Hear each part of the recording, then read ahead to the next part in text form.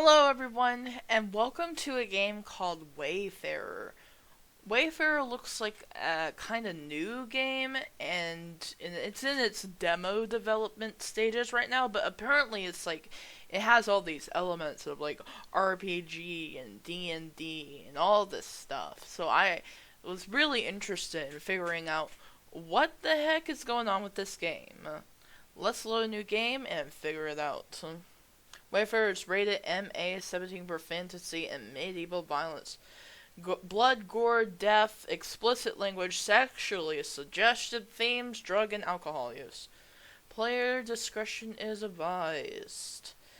Da da da da da da. There's no music. Right. I'm gonna create my character now. Select a gender. I am a female. I am she, her. Zig, zing, zire. What the fuck? Why do I need to do all this? Choose your ancestry. Human, dwarven, elven, Medusan, Aida. I don't know, I kind of want to have cool wings, so I'm gonna go this way. They're rare species of winged humanoids descended from... Yeah, I want to do that. Oh my god. Okay. I'll have a warm black skin tone with freckles. Sure, I'll have some streaks of lightning. And crest color will be a ruby red with black, no, ruby red. Okay. My appearance again with black eyes and what? I don't know. Gold hair color, red. What the fuck is this? I don't know. Emerald green. Hair length. I will have long hair with hair texture. Kinky? Facial hair? None. Choosing appearance. Very tall. Yep. That's my character, alright. Confirm. Wayfarer is a game about choices, risks, and consequences. Once you make a choice, there's no going back. Success is never guaranteed. Your journey hinges on the combination of your previous actions, your relationships and other characters, and skill checks. Failure is not an end. It is merely another path, one that may lead to unexpected outcomes. Prologue. In the southern wastes of Artanis, two children travel down a dark forest road, watched over by a surly guardian. They hurtle towards a destiny neither expects. Oh my god, there's a lot of reading! The covered cart bounces along the mountain path, rolling over pits and pebbles as the wheels churn through muddied snow. One corner of the canvas cover, torn loose many hours ago, flaps noisily in the cold wind. The horses snout and nicker as they climb the steep path. The driver sternly urges them forwards. Night fell some time ago, and the moon rises above the dark tree line, hanging amid a splash of vibrant stars.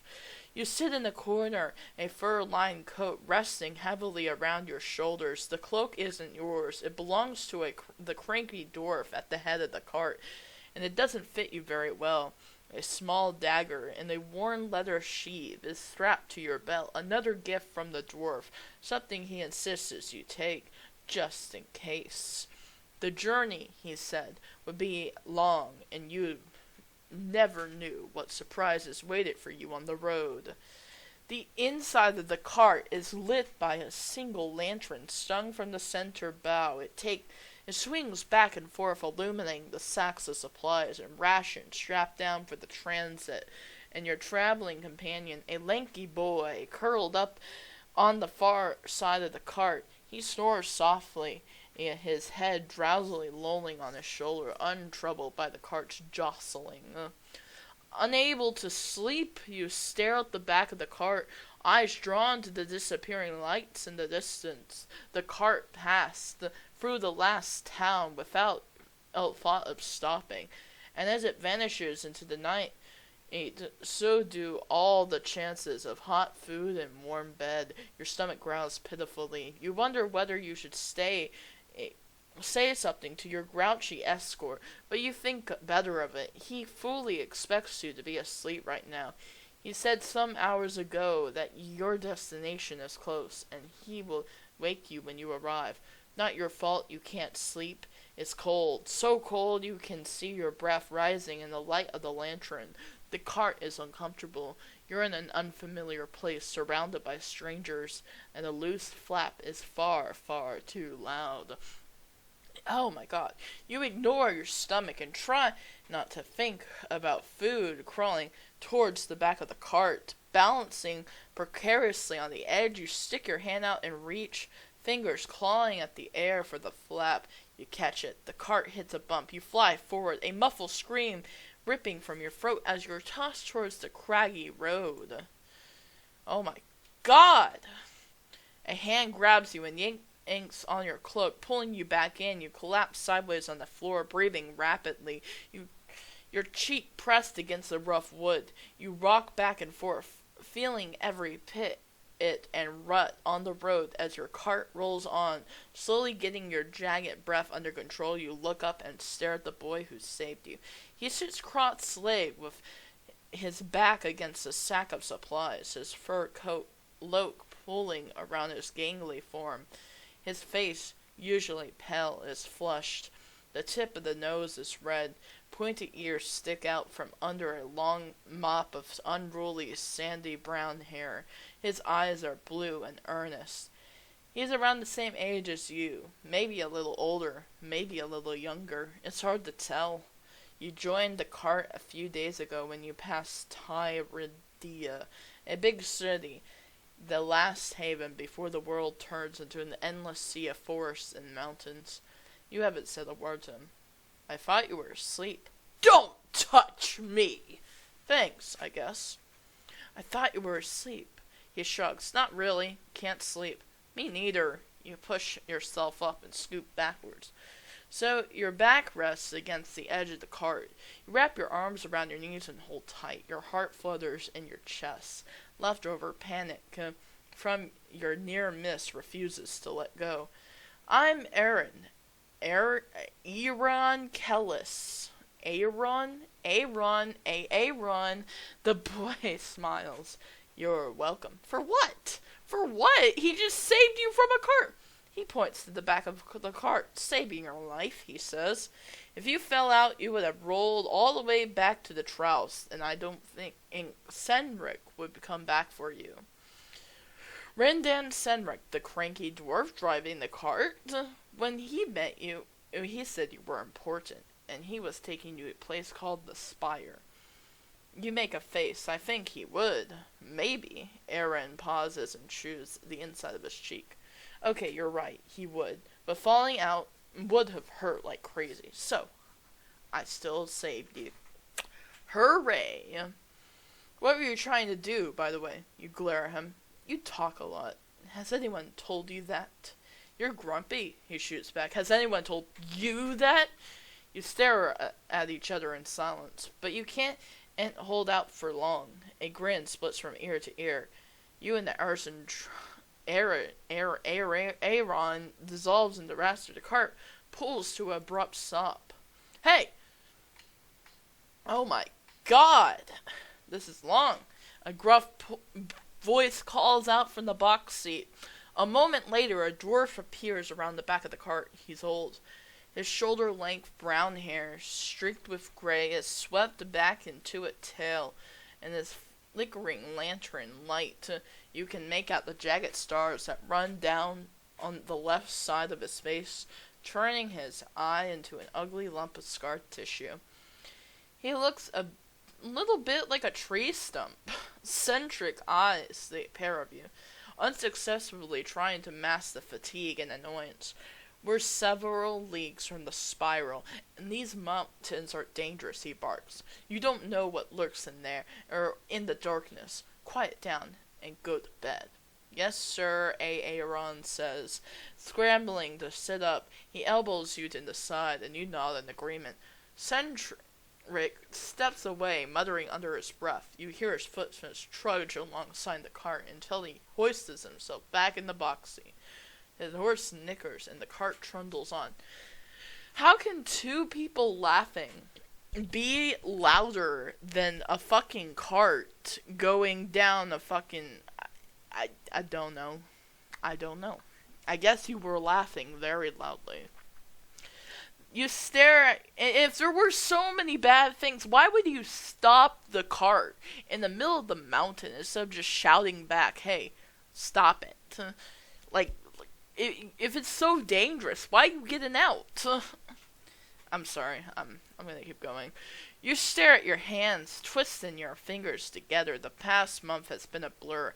If someone asked you to recount the events of a single day in your journey so far, you would no doubt disappoint them. Every day is the same, with a slightly different landscape. You don't even know what the Wayfarers want with you. At least, not exactly. It's difficult to wrangle words out of Centric on a good day. So even when he does speak to you, he's light on the details. All you know is that you're headed to a place called the Spire, and it's very, very far away. Memories of your life you lived before this journey hit you. Unbidden and unwanted, you retreat further into your cloak as you sift through your memories of the person you were before your journey. Oh my god! That's a lot of reading for the introduction. Hopefully I only have one choice in that. Some random guy came up and it's like, yeah, you're important. I'm going to take you to the Spire. And you're like, okay, let's go. It's very, very far away. My whole entire life, I don't know what about it. But like, okay, cool. Swag, agility, perception, persuasion. Blah, blah, blah. I'm not... Choose from the 6 possible backgrounds. Each origin boosts a different skill set. Okay. I really like this. Child of the city. I like the way the city looks. You were born in Vodina, in the Vestrian aristocracy. Despite your lack of magic, you were given the education of a noble, studying history, mathematics, science, music, and multiple languages. However, you were always seen as an odd child, the disappointment of the family, and you were ostracized from your peers.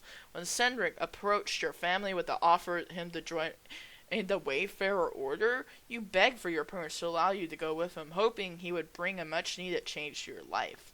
As native of a Vestrian, you are fluent in multiple languages, including Vestrian, and Coveran, and Marian. I don't know. Perception and persuasion. I'll take it. Whatever. That is who you were, but it doesn't mean that's who you have to be. Restless, Arian taps his fingers along the floor of the cart. The sound draws you out of your whirling thoughts. Think you're going to sleep, he whispers. You shake your head. You're wide awake. You couldn't sleep even if you wanted to. Arian grins. Me neither. He stretches his hands high above his head. So, you know my name. What's yours? Oh. Oh my. Dares. Call me Dares. I want to be called Dares. Please call me Dares. Dares. Samaras. I am Dares Samaras. Hi, Dares. Hi, you reply cautiously, smiling back. So, where are you from? He asks. Sure, I'll tell the truth. Ovodena, you say quietly. Where's that? It's the capital city of the king and the Vestra. You pull your cloak tighter around your shoulders. It's a big city, an important city. My family has an estate. It's a big white house with lots of flowers and a red door. You trail off, your throat feels raw and you feel very, very cold. Talking about your home makes you think of home, and you would rather not think of home right now. Arian nods. Is it your first time leaving the city? No. He looked to the back of the cart, staring at the splash of stars across the night sky. They're brighter here than they are at home. My family traveled a lot. Sometimes they take me with them. Arian made a face. He pulls his knees to his chest, wrapping his arms around them. I've never been outside Tyredia before. This must be the furthest I've been from home. Me too. Oh my god. The cart trundles on. You and Arian sit in silence for some time. He jostled to and fro by the bumps in the road. Your winding path hits a steep incline, and you hear a eccentric muttering to the horses, urging them forward. You think you overhear them, asking them to stop complaining. Do you know much about the Wayfarers? Arian asks after a moment. You shake your head. I didn't hear anything about them until Cendric showed up. You pause, rubbing the back of your neck with your hands. You're stiff all over. You want to get out of this cart. Do you know much about the Wayfarers? He rests his elbows on his knees and his chin on his hands. They come through Tyredia ever so often, he replies. Everyone knows them. They're warriors, or monster hunters, or something. People respect them, but they always stay away. Let them do what they need to. They do all sorts of things, but they're different, because they don't have magic. He nods. Yeah, like the Wayfarers. You don't have magic. You know your immunity is the reason you're here. The reason Cendric sought you out. No matter how hard you try, the normal life is always out of reach. You chew a fingernail and watch him carefully. Your childhood taught you to be cautious about who you revealed this information to. Some were indifferent. Others pitied you, and some you swallowed a lump in your throat. You'd rather not think about it. It meant you don't have magic. You're not sure, but if you're here because you don't have magic, maybe it's true for him. I don't have magic. Your heart pounds in your chest as you wait for a reply. Arian looks away, hugging his knees even closer to his chest. He doesn't say anything for a long time. The silence is unbearable. Me neither. His words hit you hard. You look at him, eyes wide, and see him smiling. You smile back. I wonder if we'll become Wayfarers, Aaron muses. Maybe that's why Cendric took us. I don't know, maybe. You chew your lower lip. His words make sense. Maybe too much sense. You don't know how you feel about it. You don't know if you want to become a Wayfarer. And if you don't, will Cendric even give you the chance to refuse? Oh my god. The cart dips its wheels, rolling through the rut in the road. You lurch forward, knees banging against the floor. Your hand jerks out and grabs the edge of the cart, and you catch yourself before falling flat on your face. Your teeth are rattled, your knees bruised. You're getting very tired of traveling. Very tired. You cast an eye at Arian, and he seems relatively unruffled by the cart's jostling. He is on his knees, hands planted in front of him, and stares out the back of the cart, mouth agape. He sniffs and unconsciously rubs his nose at the back of his hand. Look, he says. You look at the back of the cart. What? You blink, falling silent. You crawl forward, shimmying to the back to get a better look. A curtain of light surges across the night sky, in a flickering dance it shimmers, its green glow rolling and swirling through the stars. You can't see where it begins or ends. You watch open mouths at the lights dance with their celestial dance. What is it, you ask? The Southern Lights, Arian replies, scooting up beside you. You usually can't see them from Tyredia, but I heard travelers talk about them. You gape, awestruck. The Mycendium set as they're a blessing from the gods, he continues. That their flavor all who travel beneath the light, whatever that means. He rests his hands on the lips of the cart, sticks his head out from under the canvas cavity. Arcanists always said that was crap. The lights are natural, not magical. Though he didn't want to explain how he knew that. Arian exhaled a long breath. You watched the mist rise into the cold air of the lantern light. I don't know, he adds after a moment. I like the idea that something like that doesn't need magic to be, well, powerful. You sit back on your heels, knees folded beneath you, the light swirls, and the patch of violet ripples through the green. Yeah, you whisper, I like that. You and Arian fall into a comfortable silence, the two of you clinging to the back of the cart to watch the lights dance. The lights roam over the night sky, their patterns unpredictable. You try to guess where they will move next, pointing at different spots in the sky, but you always guessed wrong. Arian laughs, muffling the sound by pressing a hand over his mouth. You can't help the blissful grin that spreads from ear to ear. The horses bray in distress as the cart abruptly jolts to a stop. Centric mutters inaudibly to the horses, calming them. Arian shoots you a puzzled look. What's going on, he mouths. Spread your hands and shake. Should we take a look? Yes. Stay in the cart and listen. Shake your head. I'm staying right here. Arian shrugs and crawls to the back of the cart. Well, I'm going to look, he whispers. Do what you want. Wait, Arian. He drops over the back of the cart and disappears. Alone in the cart, you pull your cloak tight around your shoulders and stare at the back. The southern lights gleam high in the sky, but you can't focus on their beautiful, predictable patterns now. I mean, unpredictable. You can hear voices from somewhere ahead of the cart. The lands beyond are dangerous, traveler, a voice, young and unsteady, yells. Go back to Tross. To the former, certainly, considering its common knowledge, Cendric growls. To the latter, unlikely, wasting my time is a waste of yours. Let me through. Do you have a pass? Say what now? A pass! 200 years, and I've never needed a bloody pass, Cendric grunts. Since when did Arthian Empire man checkpoints into the Artanian wilderness? I'm not sure if I'm getting any of these words right. This is an imperial highway, sir, a new voice replies. A highway to where exactly? Trost is the last settlement on this road. Regardless of what the territories lie beyond the road itself, the voice interrupts. By virtue of trade treaties, the highways are imperial land. Through the person speaking maintains an official tone. They can't quite hide their anxiety. Cendric groans.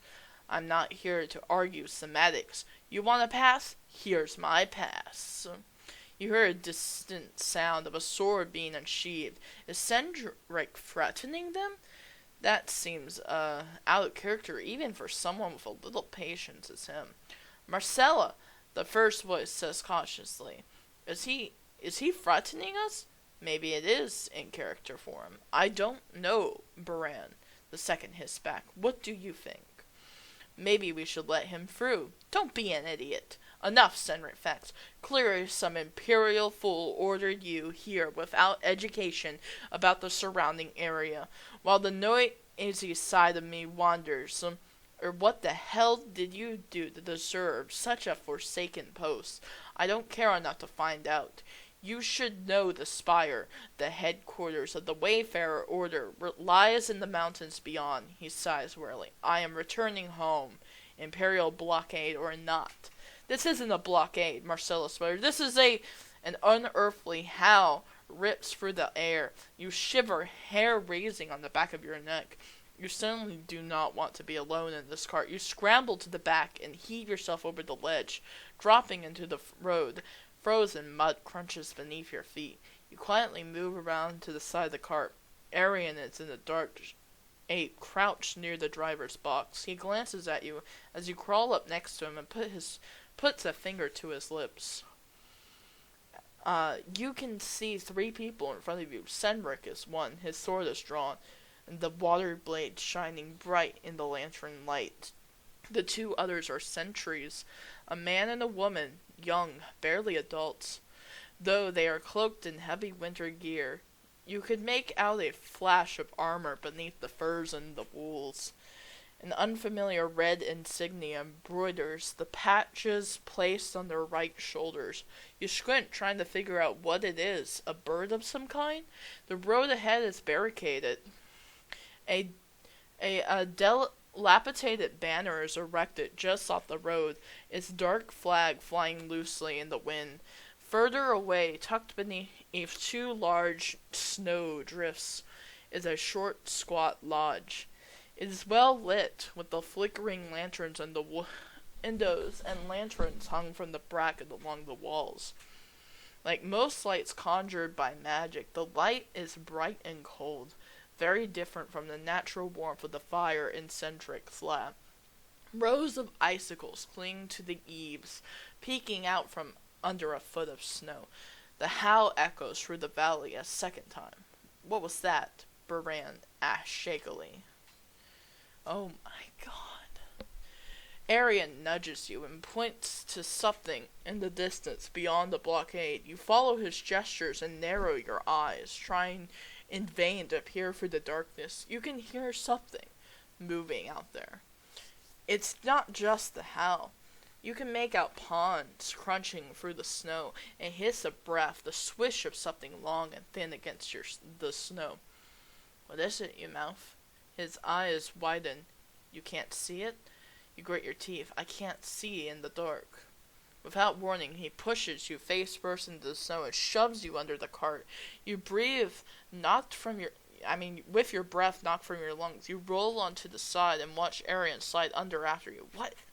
He covers your mouth, a gloved hand. Shut up, he hisses. Any further protests die in the back of your throat. The horse bray with unease, their hooves stamping furiously on the ground. The cart creaks as Senric steps out of the driver's seat. You watch the heels of his boots crunch on the road, the tips of his scabbard hovering inches from the snow. Fall back, he bellows. Now! Buran stutters, barely managing a single word. But now! Two pairs of boots backtrack towards the cart. The creature, whatever it is, unleashes another howl, one that shakes you to the bone. The horses whinny, but they do not bolt. Your stomach twists. Senric said the roads were dangerous, but he never explained why. Arian is too frightened to describe what he saw. You need to know what's out there. Knowing may be terrifying. Not knowing is 1,000 times worse. You shuffle to the front of the cart. Snow clumps around you as you wiggle forward. Arian grabs you, a cloak, gesturing for you to stop, but you wave a hand at him. You turn your face sideways and peer out from under the cart. Senric stands in the center of a pool of light, sword drawn, fur-lined coat blowing gently in the wind. He is calm, collected, ready to strike. There is something almost heroic in his stance. In the way he holds his blade is completely at odds with the surely grumpy temperament you've come to know. And then a giant claw swipes out of the darkness and knocks him into the snowbank. Your jaw drops. Marcella! She screams. Marcella screams. The creature breaks through the barricade, smashing the wood to pieces, and lands in the center of the light. It's huge. Far larger than a horse. Larger than 2 horses put together. It has a feline face with powerful jaws that stretch almost all the way to the back of its skull. Its head is crowned with thin, jagged antlers stretching outwards behind its ears. Its body is covered with white fur, but its limbs are black and scaled, ending in black claws. A long scaled tail curves away from its body, curling up like a scorpion tail. It snarls, blue gunk dripping between its teeth, and paces back and forth, its luminous blue eyes searching the clearing. Then its tail unfurls and lashes out in a wide circle around its body. The horse screams and collapses in the spray of blood. Your stomach curls, and you slap a hand over your mouth to keep from retching. What is that thing? Funeral, Aaron replies. They usually don't come this far north, but when they do, He trails off. His implication doesn't need to be voiced. Your mouth goes dry. Is Senric dead? I don't know. The Fanarl raises his head and howls. The sound pierces your ears, and you slam your hands over them. The creature's tail swings back and forth in a wide arc and slashes through the top of the cart. Timbers crack and the canvas cover, or frame and all, collapse inwards. The tail swings around for another pass. Something grabs your feet and yanks you backwards. You kick desperately as you were dragged out from under the cart. You flail, rolling back and forth. You open your mouth to scream, but your assailant shoves his gloved hand in your mouth. It's Baran. Shh, he breathes. It's okay, it's okay, it's okay. It's not okay, Marcella interrupts. She crouches beside him, huffing breathlessly. Having pulled Arian from the wrecked cart, her spear lies beside her in the pocket of Sir. I can't believe that idiot was traveling with children. The tail crashes through the remains of the cart, smashing it to splinters. The Fenero crouches, ready to pounce, its grinning jaws widening even further. It leers at the cart, clawing shimmering on the snow. Hey, ugly, you're looking the wrong way. The Fenero hisses, churning up snow as it spins around. All interest in the cart lost. Cendric stands at the other side of the clearing, looking a little winded, but none the worse for wear. His cloak is shredded on the left side, but his armor is otherwise untouched. He falls into a defensive stance, sword shining bright. The Fenero leaps at him, claws extended. He dodges to the side, his sword slicing through the air. The Fenero lands in a mountain of snow, bright red blood oozing from a wound. It howls, its eyes rolling, and turns on Senric. Mal, Marcella hisses, grabbing the spear. Move it! I like to move it, move it. You like to move it, move it. We like to move it, move it. You like to move it! I'm sorry, I needed a music break from all of this. Oh my god. The four of you run for the trees, keeping low as you drag yourselves through the snowbank. Snow clings to your lower legs as you drag yourself through it. Ahead, Baran stumbles, nearly falling flat on his face. Marcella reaches for him and helps him, pushing him through the trees. She turns back and grabs your hand, tugging you through the snow. You reach the trees and sink behind one hand pressed against your chest. Your heart is beating rapidly. You can't stop shaking. Marcella reaches the trees with Aaron. She pushes him further back into the woods, then crouches behind the tree to survey the clearing. Shit, she mutters. Shit! Baran crawls through the snow and crouches near to her. Maybe if we waited long enough, they'll go away? Marcella laughs hoarsely. And if we'd be that lucky, she shakes her head. There's only one thing we can do now. Get to Tross and get help. Endanger the villagers by leading them right to them? It's distracting by the Wayfarer. Baran won't notice. It won't notice us. It's distracted by that Wayfarer. Baran, it won't notice us. Oh. How can you be so sure? I mean, you guys are like yelling in the middle of the woods. How hasn't it noticed you yet? Stars above, Marcella sighs. There are guide mages in Trost. If we get the savants' help, you think mages can help with something like that? A guide mage could. But then it's the same problem as before. Marcella groans and closes her eyes, sinking into snow. I knew this was going to be a shit post. I knew we weren't trained for this. You ignored Marcella and Baran and crawl over to Arian. He lies on his back, staring at the soaring pines. So dark green, they appear black in the night. The southern lights gleam green and violet, their dance undisturbed. What do we do? You whisper. He sits up and brushes snow and pine needles from his shoulder. I don't know. Oh my. You peek out from behind the trees. The snow in the clearing has trampled and streaked with blood from the dead horses and the wounded Phanerol. Cynric circles the Phanerol steady and patient, waiting for an opening. It watches him, hissing and spitting the blue gunk across the ground.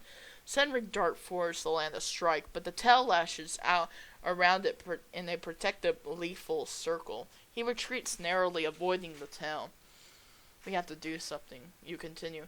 Your hands fall to your sides, gripping a small dagger attached to your belt. You don't know how to use it, at least not properly, but if worse comes to worse, you're not going to let yourself get eaten by that thing. Not without a fight. What do you know about Phanerols? How do you kill them? Arian stares at you. You don't. But what if you could? You press. Arian groans and puts his hands to his face. I don't know. Anytime there's a sighting in Tyridian, guards send out warnings and keeps people away from the area until it moves on. Sometimes hunters try to deal with them, but they only really go away if they get a Wayfarer from the spire.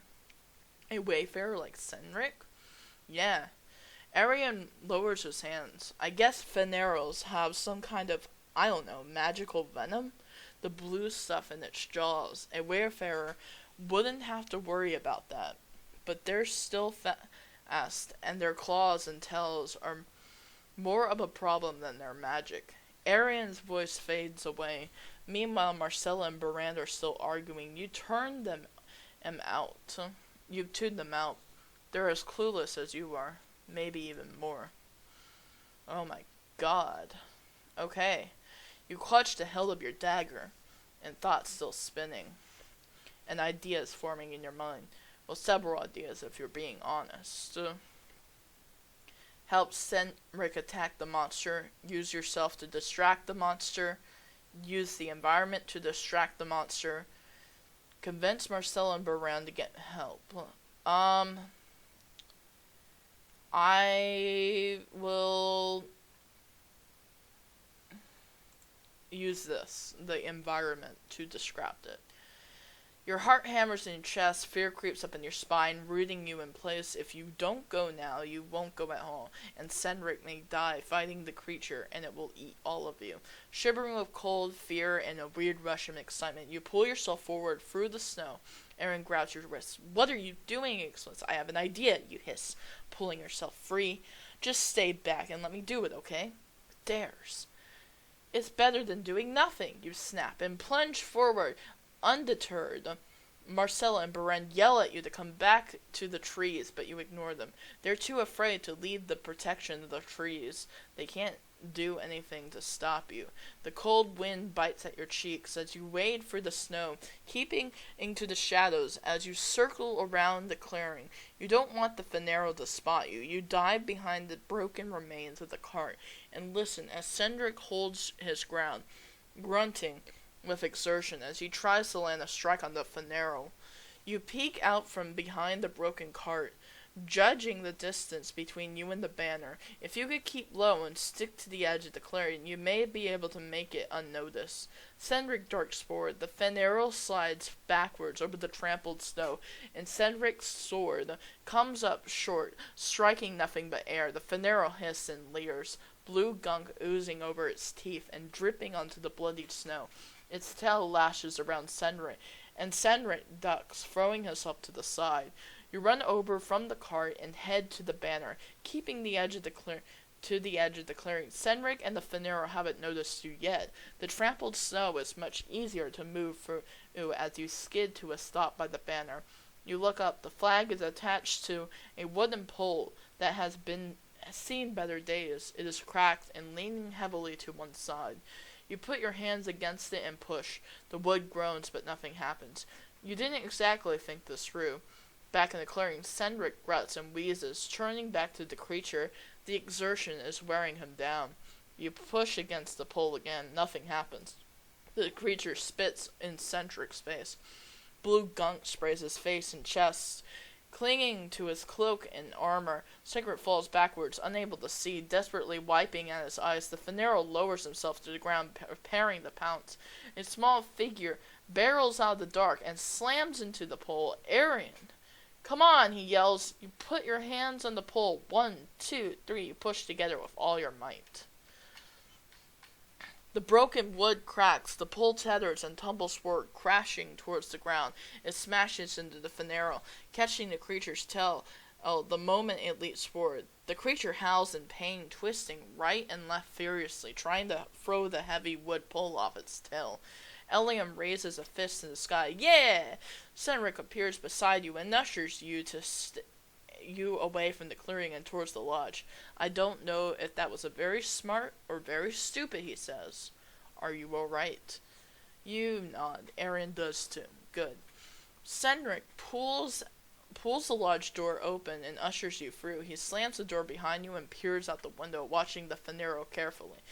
It tugs its tail, slowly pulling it free. It hisses and snarls, spitting more venom.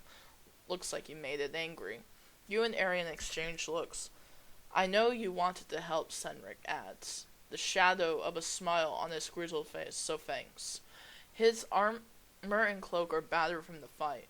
Though the Finero's venom has burned through the furs in his places, he appears to be fine. Marcella and Bernard are gone, Arian says. They went to Tross to get help, Cedric vows. Who, the sentries? Yeah. He sighs wearily and shakes his head. Well, better than having them underfoot here. What do we do now, you ask? Now, Cedric shrugs and rests a hand on the hilt of his sword. Now, I go and piss it off even more. Can I help you? Asks. You best keep back for this one, kid, he pauses, eyeing you and Aaron. Keep an eye out for each other.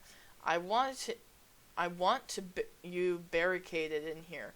If things take a turn for the worse, Fineros can outrun you and track a scent over several leagues. It is pointless to run. Better to wait for it to lose interest. Arian nods. The Finero howls. Cynric smiles and slips through the door. You and Arian peek through the window, watching as he wades through the snow. Looking a little ugly there, eh, ugly? He shouts, drawing his sword. I think you need to work on your wordplay, buddy. The wounded Finero pulls its tail free from the pole. It turns, keeping low to the ground as it snarls violently, its luminous eyes staring from Cedric to the lodge's door and back again. You sink down, back to the door, and try to ignore the hammering of your heart by taking in your surroundings. It's a single threadbare room, divided into sections. One for cooking, one for recreation, one for bathing, One wall is taken up by a large unlit hearth. A ladder in the far corner leads up to an attic. A tattered rug that has long since lost its original color covers the floor beneath the table. A couple of chairs and a worn couch. Personal items are strewn around the room. Unwashed clothing, worn boots, a few books, dirty dishes are piled high by the hearth. Conjuring lights hang in brackets around the room, illuminating it with the cold, clear light. Arian lies on the floor, head between his hands.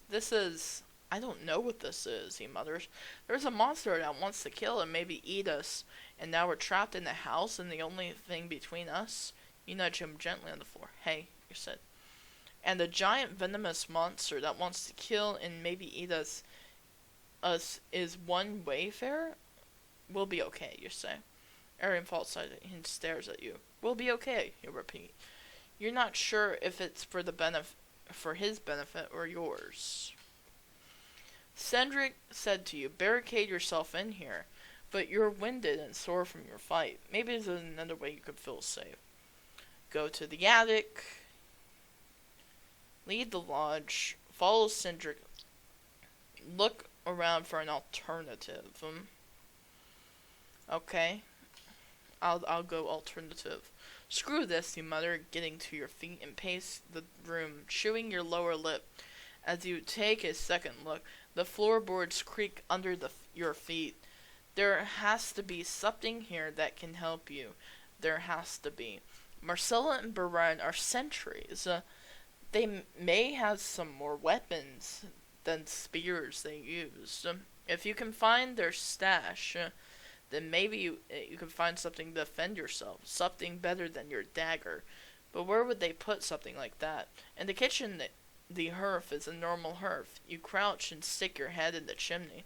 It's blackened from use and nothing looks out of the ordinary. Nothing surprising is shoved up there. You look around the bathing area next. It's behind the divider in the far side of the room, hiding away a empty copper tub. Nothing fancy, nothing unusual. What are you doing? Arian asked. I thought the sentry said to barricade the door. You peek around out from behind the divider. I'm looking for something better, you says. Something we can use. A few chairs against the door won't do anything. You spot the ladder on the far side of the room. Maybe we should check the attic. You're wasting your time, Arian says. Then you do it, you snap as you cross the room. I'm doing what? A floorboard squeaks loudly under your foot. You stop, gingerly shifting your weight from one foot to another. It's only one floorboard in particular, and it squeaks. A floorboard directly under the rug. Help me move this, you say, dropping to your knees and pulling on the edge of the rug. Come on! Arian grabs the rug and you roll it back, stopping to shove furniture out of the way as you need to. By the time you reach the creaky floorboard, you're sweating in your furs and breathing heavily. The creaky floorboard isn't a floorboard at all. It's an outline of a trapdoor. You glance at Arian and grin. See? I knew there was something here. You pull the trapdoor open and peer down in the dark cellar. A rickety ladder leads down to the void. There are no lights. You glance at the conjuring lights lining the room. You could grab one of those, but the last time you touched a conjuring light, it snuffed out faster than a candle. Do you see anything down there? Asks Arian. He peers into the darkness. Boxes. Lots and lots of boxes. No weapons? He shakes his head. I suppose we could hide down there. The Fanero howls outside. You and Arian scramble to the nearest window and look out. Cedric is backed against the broken cart. His cloak has been torn free, and snow and blood crusted the side of his face. His sword hangs limp in the side. He grips his sword with one hand. Even at this distance, you can tell it's not his natural for him. He looks like he is ready to fall over. Panic flutters in your heart. Your body tenses, your muscles ready to run, even though you have nowhere to go. Cedric stumbles, falling to his knees. No, you whisper. The Fanero hisses. Instead of striking him, it turns its eyes, shifting to the lodge. Though you know it can't see you in the window, you feel like it's staring directly at you. The creature leaps, its tail raising in an arc above its body, and hurtles towards the lodge. You fly backwards from the window. Shit! You and Arian nearly trip over each other as you rush back from the window and scramble for the trap door. The Fanero barrels through the door, and the wood bulging from the impact. Arian reaches the trap door first and flies down the rickety ladder.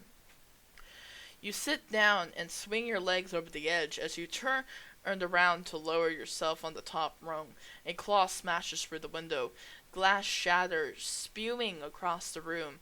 You close your eyes and look away. When you open them, the Fanero's head pokes through the empty frame, its luminous eyes peering across the room directly at you.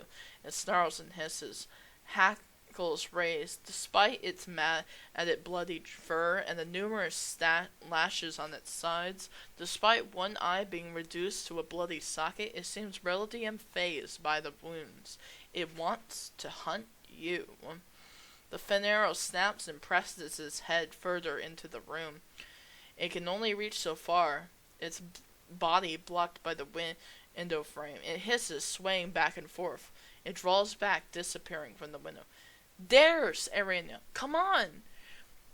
You're frozen in the ladder. Your legs won't move. The Fanero rams into the door and smashes it open. You scream and clamber down as fast as you can, the ladder swaying back and forth. The Fanero bounds over the trap door. It shoves its head down into the gap, but its antlers catch on its sides. It snaps and snarls mere feet from your head. Terrified, you let go and drop the last few feet into the cellar, collapsing on the floor. It's pitch black down in the pit. All you can see are luminous eyes glowing several feet above you. The flash of teeth. You scramble up and back away from the ladder, clutching at Arian. Thud. Something slams into the Fanero. The creature raises its head and howls, spinning around. You catch a glimpse of an arrow buried in its side before it darts away. Though you had better thought you had better aim than that, Varnin, a husky voice calls. You don't know what I'm aiming at, Sero, another voice replies, cool and light with a refined accent. The Fanero snarls and whines. You can hear sounds of a fight. The newcomers must be facing it head on. You sit on the cellar floor, heart hammering in your chest, the voices ringing in your ears. You wish you could see what's going on, but you don't dare climb out of the cellar yet. I see you've been taking your own sweet time with this thing, Senric, Sero shouts. Good to see you too, Senric grunts. He's alive. Where are the recruits? Hiding. You're looking pretty rough, old man. Need some help? Senric barks a laugh. Should have asked earlier if you wanted to be polite. It's the thought that counts. Varnin grunts. If the two of you could stay to focus for once in your life, the Fanero screeches. It's almost down, Sero yells. Senric, can you fight? Senric snorts. Do you need to ask that question? Down! Varys shouts. You heard scuffles, shouting, snarling, fighting. You can't tell who is winning. You hover by the ladder, one hand on the rung, wondering whether you should climb up and see what is happening or stay where you are. Gritting your teeth, you pull yourself up one rung and begin your climb. An explosion of red light floods the floor above you. Your ears ring. You clutch at the ladder, nearly losing your grip. Shock courses through your body. You can't stop shaking. A deafening silence follows.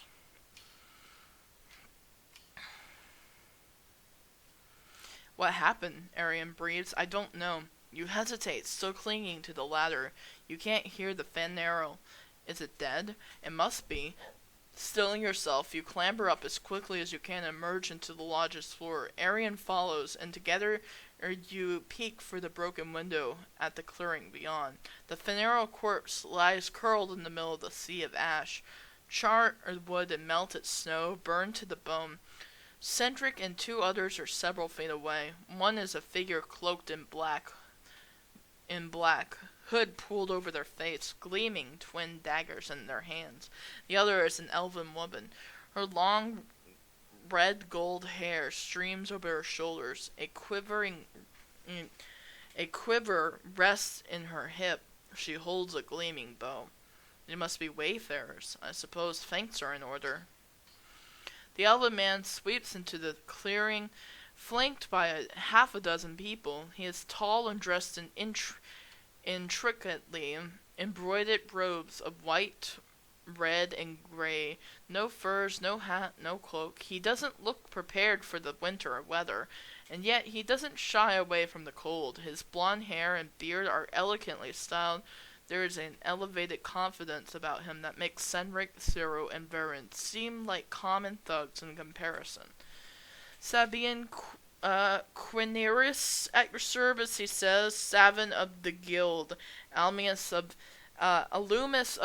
Durad Tower, an Emperor Mage at the court of Elverin. Senric spits on the ground. Little far from the Empire for you, don't you think? My work brings me to all manner of unique places beyond the interests of my peers, the man replies, and in honor of this auspicious moment, I'll ignore your poor attempt at my jaded stab at my character. I expect nothing less from you, Rindan Senric. Oh, trust me, if I wanted to insult you, you'd know, Senric says. What auspicious moment would this be? Varin interrupts. The man spreads his hands. Why fighting together or to defeat a common enemy, of course, he says.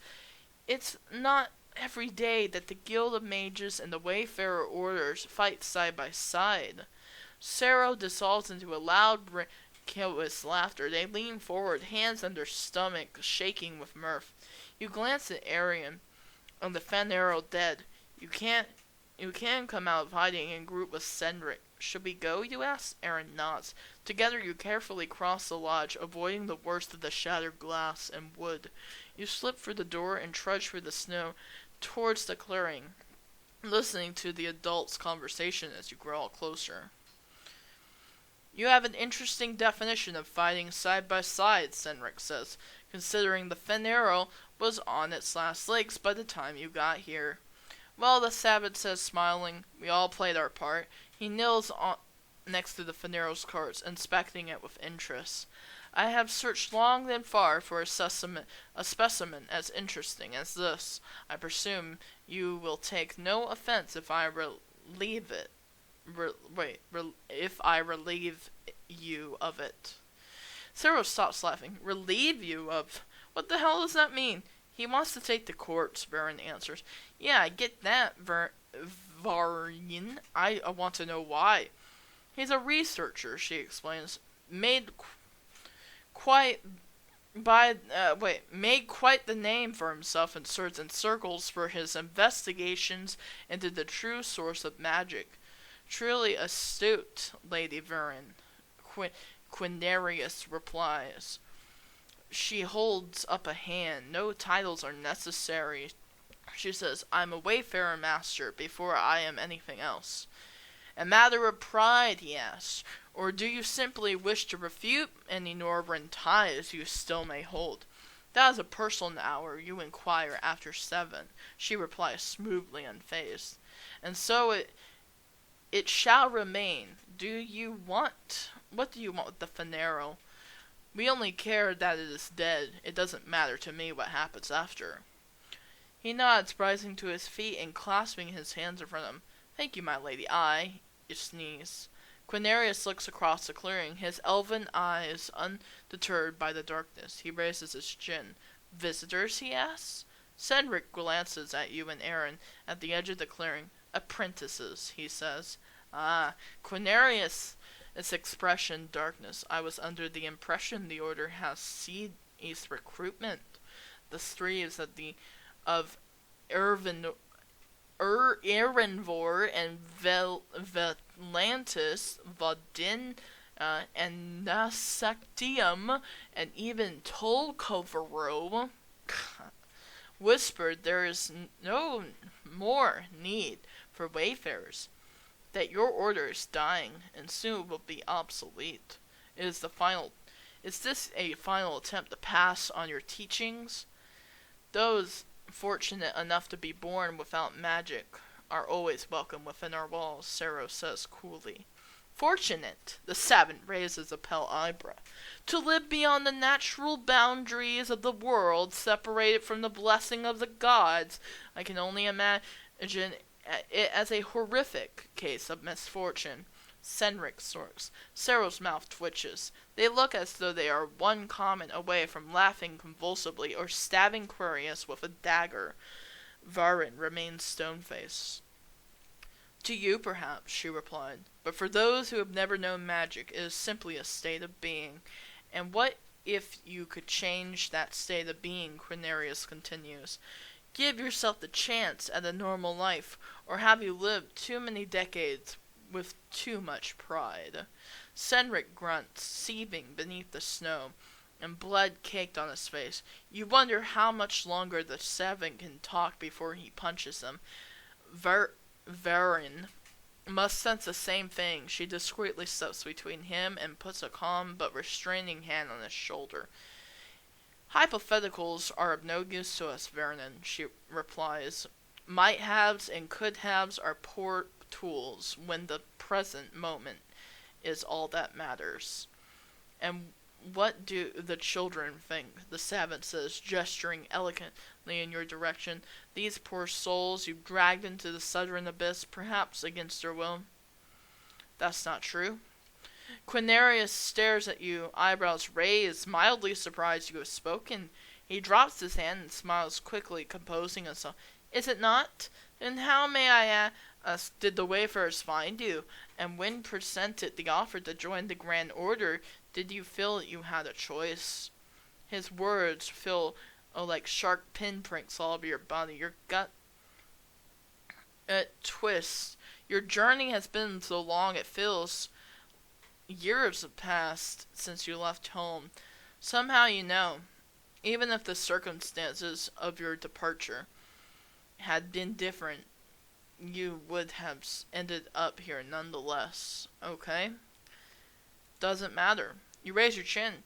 We're here now, aren't we? You continue. Besides, it's not like you know us, or what we left behind. The savant eyes you, and frowns, his lips drawing a thin line. True, he says. I do not, nor should I care to.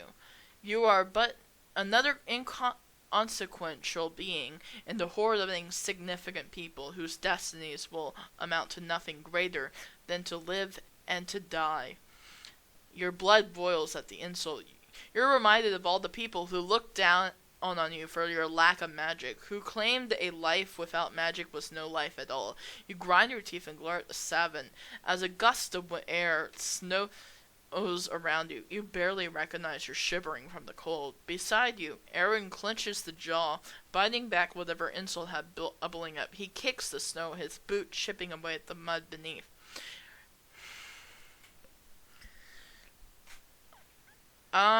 If we're so insignificant, why do you care? Take your stupid monster and go. Quinarius opens his mouth to let out another tss. He's surprised by your impudence. Maybe it didn't occur to him that someone as insignificant as you would think to talk back. If so, he hadn't been paying attention. I wonder, he says, is impudence an requirement for all your apprentices? Here I thought it was learned trait. He clasps his hands in front of him. I commend you, child. There's Samaris. You interrupt. You're not about to be called child, Samaris, Quinaris says. Samaris Quinaris. Yes, the noble house Samaris of the Von Dennen elite. I have visited your grandparents' summer estate many times. I knew they had a child kept hidden from prying eyes. You must be her.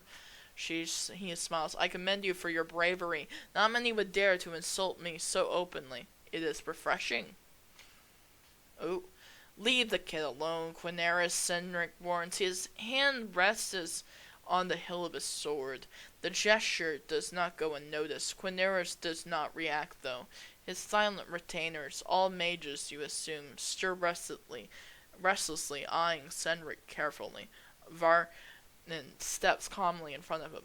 I, too, must ask you let us continue our journey, savant, she says. The road to the spire is long, and we do not have the same advantages as you. This interrogation of our apprentices is unwanted and unnecessary. Lady Varnin, this is a harmless conversation, Quinaris replies. Permit me to indulge myself for a brief moment. Surely you can spare that. You have fought a difficult battle, and you must need some time to recover your strength, correct? Varen's mouth twitches. Call it a curiosity, he continues smoothly. I so rarely meet your recruits before they are inducted into your order. He looks you up and down. You can shake the feeling he is scrutinizing everything about you, from the way you stand to your second-hand cloak. Tell me, Samaris, were you scared when the Fanero attacked?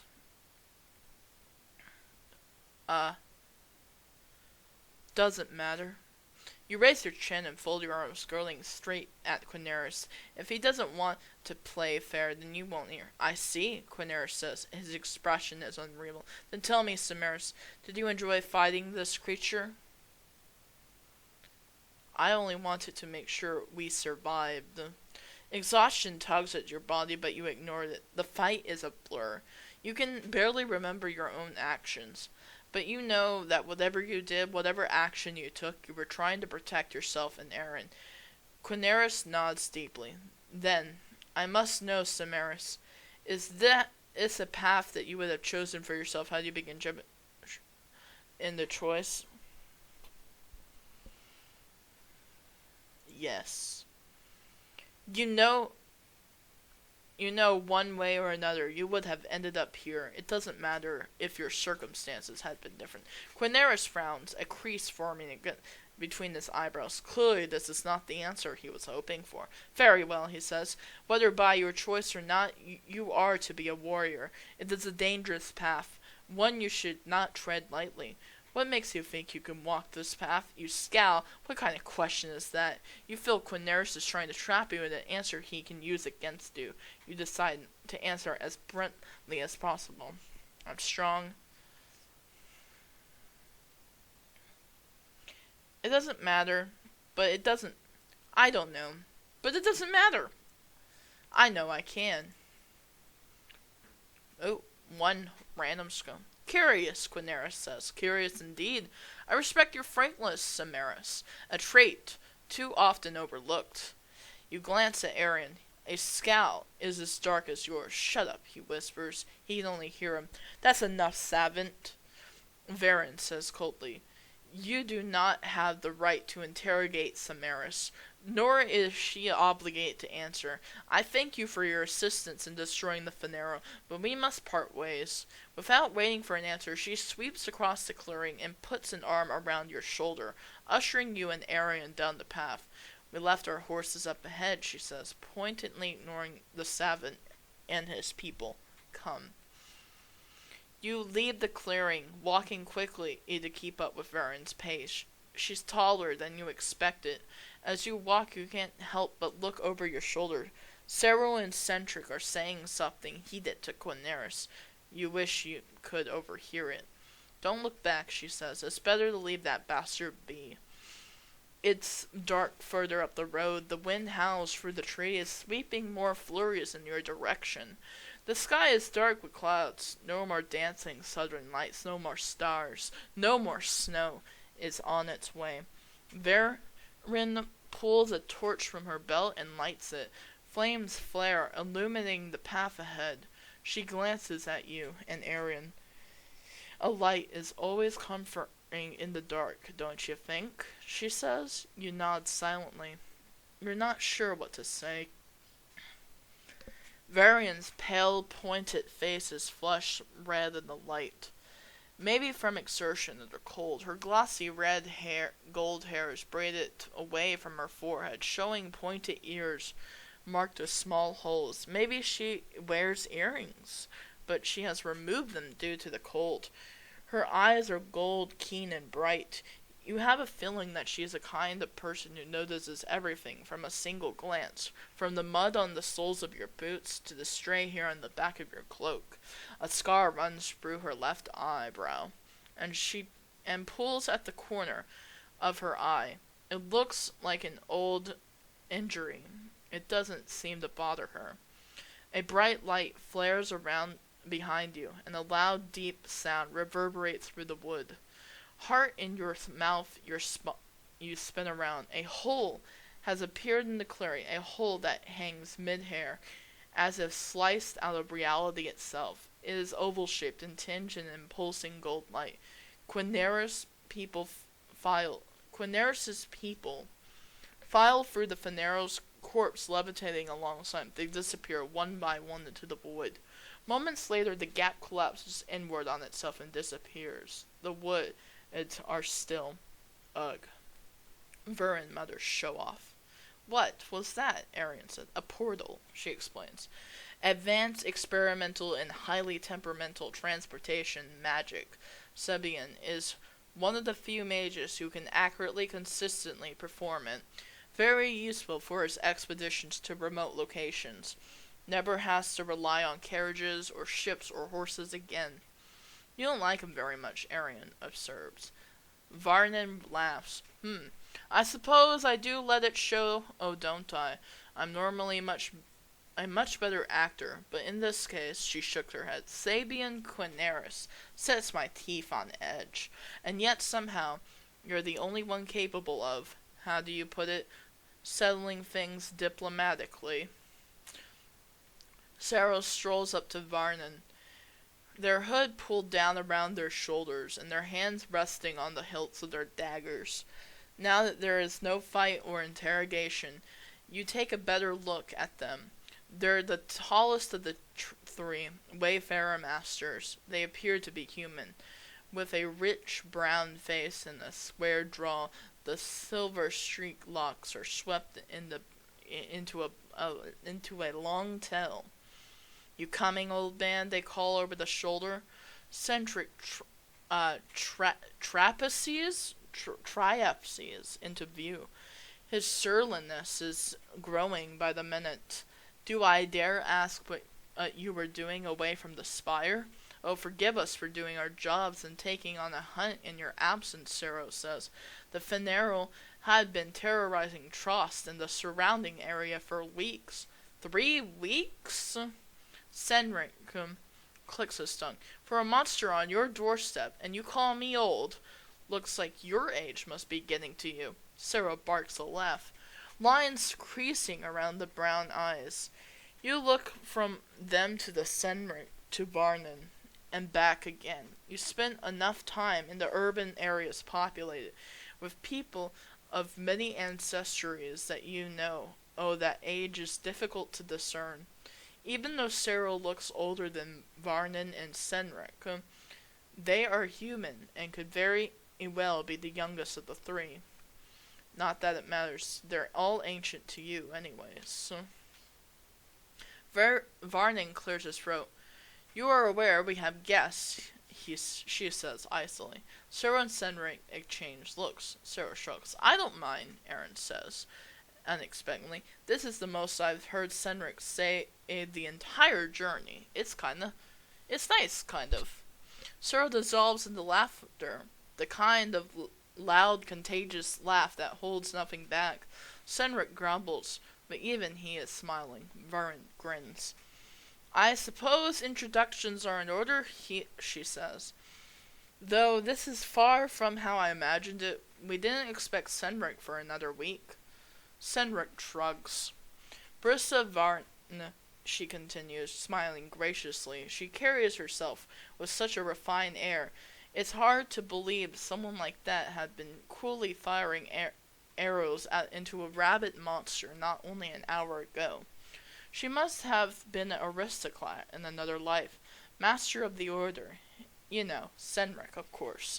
He has been a master for far longer than Cinero or I. You would do well to listen to him. His advice, though a little rough around the edges, is sound."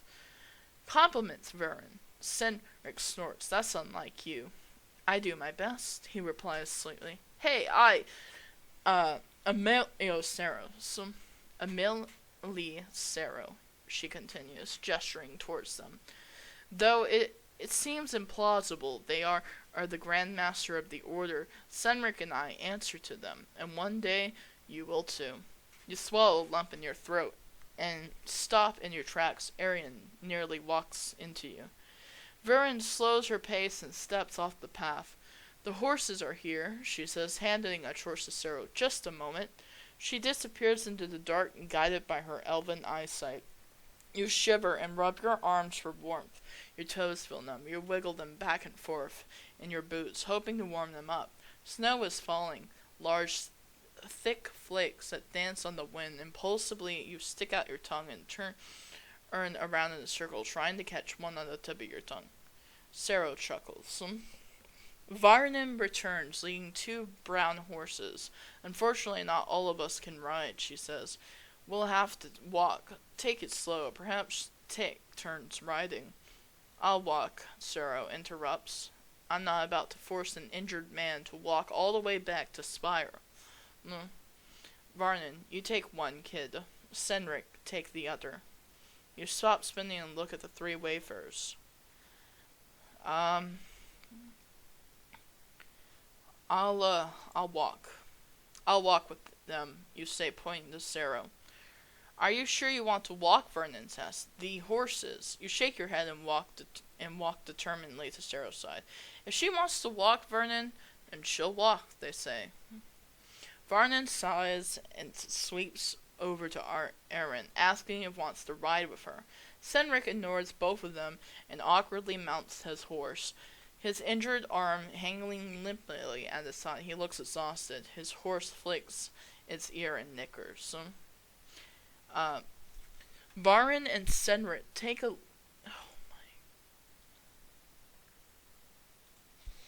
Varden and Cedric take a lead, the horses plodding down on the path. You walk side by side with Sarah, enjoying the silence of the woods.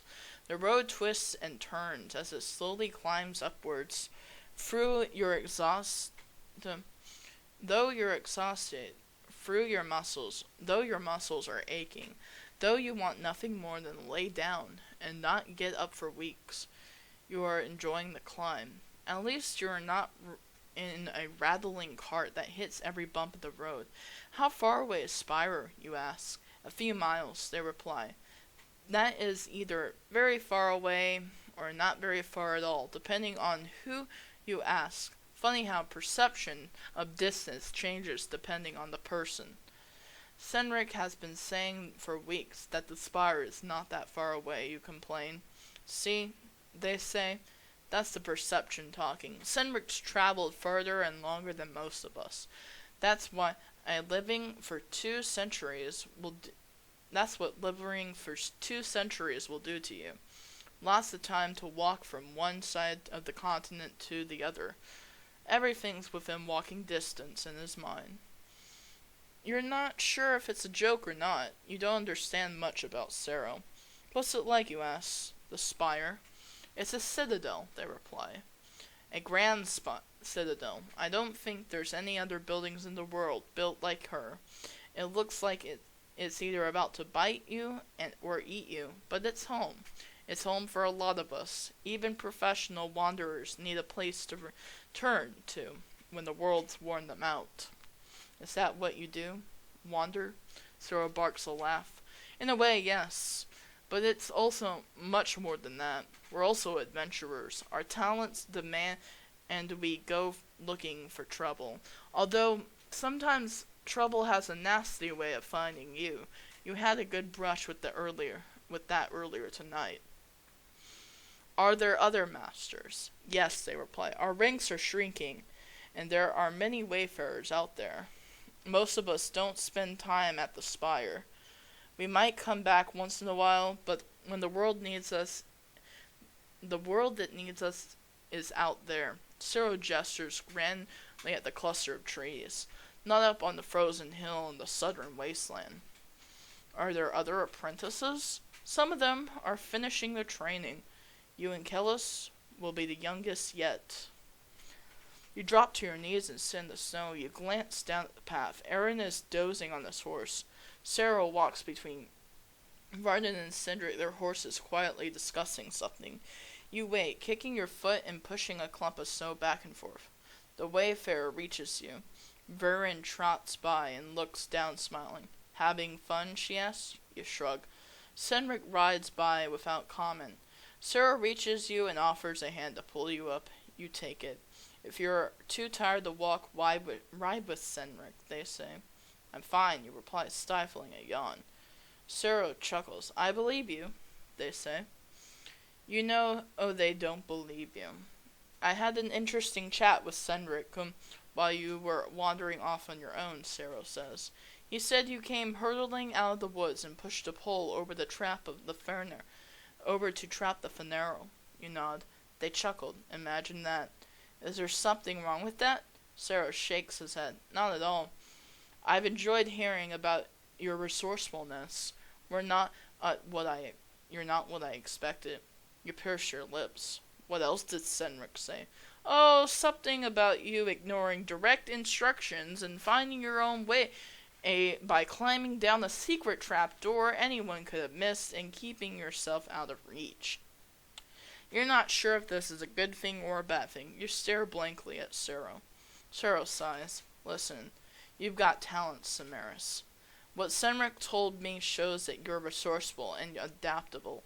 You take to situations at hand, and you find a way to make it work for you. That takes nerve. That takes intelligence. Hold on to that. Adaptability will get you further in this world than anything else. You nod, swaying back and forth, your legs feeling numb. Sarah puts a steadying hand on your shoulder. Maybe walking wasn't such a great idea, they muttered. Hey, Cynric, Samaris needs some help. By the time you scramble onto the horses, Cynric holding onto you so you don't fall off. You're waving in and out of consciousness, your head lolls. It's alright, Samaris, Sarah says gently. Rest now. We're almost home. When you wake again, you can hear the adults talking in a low murmur. The horses have slowed, and you aren't jostled as much in the saddle. You wonder if it's a sign you're reaching the end of your journey. This discussion should wait until morning, Varden says. Let the children rest. They've been through an ordeal tonight. I'm sure it's been on your mind, Sarah interrupts. They will need training. They will need mentors. We three are the only masters without apprentices. I thought it was obvious, Cynric said. Sarah is Grand Master. They guide the order. Samaris and Kellis is training will fall to Varen and I. Though that may be, they reply, I have a responsibility to new apprentices as much as I do to the order. It has been over a decade. I have trained an since I've trained an apprentice. Samaris shows promise. Much promise. I will train her. Are you certain? I won't have her talents wither under your tutelage, Cynric. Has anyone told you you were a tiresome person, Sarah? Yes, you do often. Varden sighs wearily. The Wayfarer masters continue talking, but you're too tired to make out their own words. So you're to be Sarah's apprentice. It seems the Wayfarer masters have decided for you, although your actions seem to have impacted their decision. You wonder who you would choose had you been given the choice. You wonder if Aaron will get to choose who instructs him. You're too tired to think clearly. You doze off. You're not sure how much time had passed when you wake again, but the clouds have been cleared, and the snow had stopped falling. You jostle up and down as Cynric guides his horse up a narrow path. You crest the hill and slow to a stop. We're here, Cynric grunts, nudging you to make sure you're awake. A great stone citadel rises up before you, its slender barbed towers black against the starry sky. A wall protects the perimeter, and directly before you a large arched gate of black iron. Even though it's open, it looks menacing, a gate welcoming you into the dark abyss. Varen crests the hill after you, holding on to Arian, who is so exhausted he looks like he is ready to fall out of the saddle. You dismount and your legs feel like jelly. You stumble and reach out, grabbing onto Cynric for support. All right, kid, Cynric grunts. You know, I'm just glad to be back on the ground. He chuckles. Yeah, me too. Together you pass through the grate and enter into the courtyard. Sarah slams the gate closed. With a deep echoing boom, the horse's hooves clatter against the cobblestones. As you make your way across, you stare up at the looming citadel, your mouth agape. In the dark, it blocks out everything. It towers, consuming everything in front of you. You exchange looks with Arian, who seems as speechless as you. You stand close together, staring up at the citadel. Now that you're closer, you can see several large stained glass windows lit with the warmth of the flickering lanterns. Signs of life, signs of wayfarers. Your hands slip into Arian's as you squeeze it tight. It was a long road, Cynric says, standing beside you. Huh, kid? As he looks up at the flickering lights in the windows, his Hurley expression softens. He seems a little less wary, a little less drained.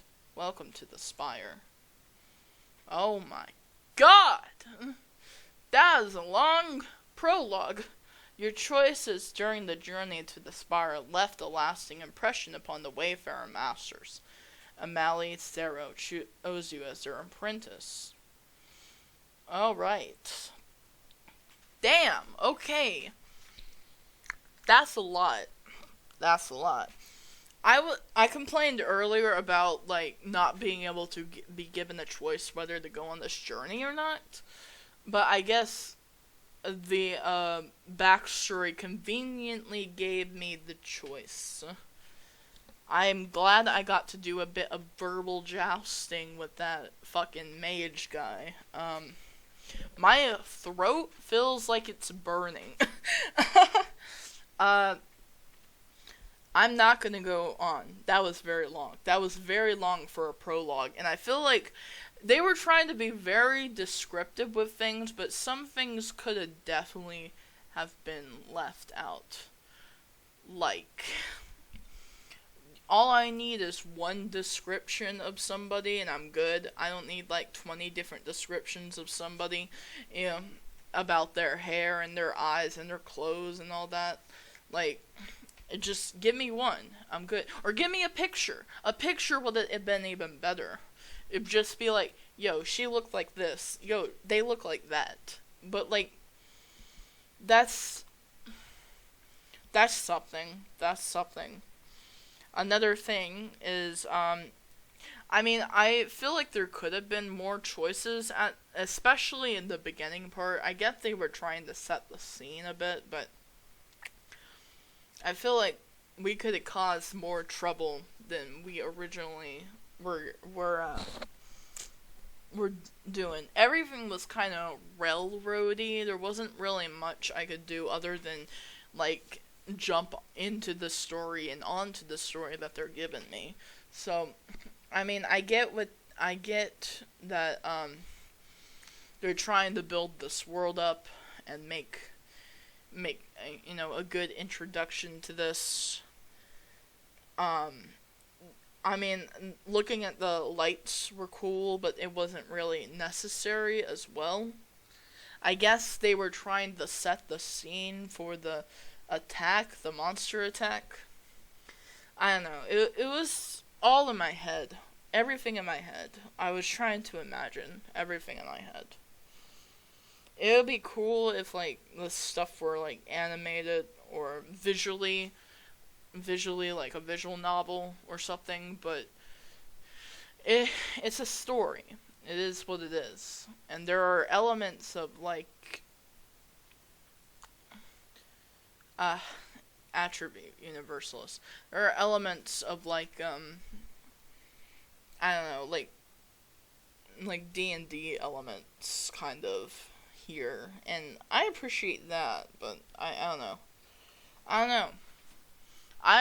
don't know if I'm gonna continue with this one, but this is only the demo, so we're gonna see how it goes. Sorry for it being so long. I hope you guys enjoyed this, and leave a like in the comment in the comments, like in the like box, and subscribe, I guess. Thank you guys so much for watching if you got this far, and I will see you in the next video. Goodbye.